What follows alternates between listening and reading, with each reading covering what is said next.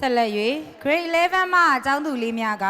ဗမာမာလေးပါရှင်တခြင်းဖြင့်ကပြဖျော်ဖြေမှာဖြစ်ပါရဲ့ရှင်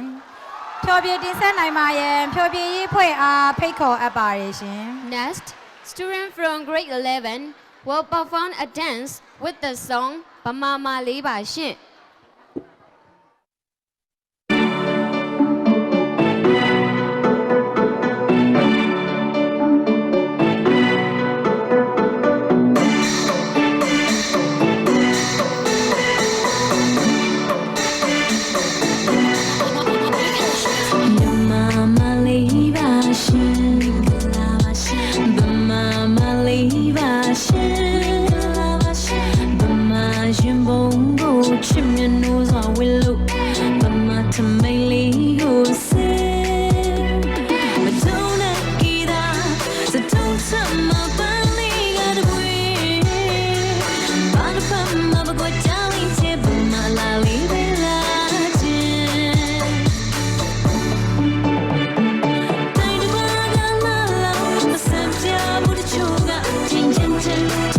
Bye.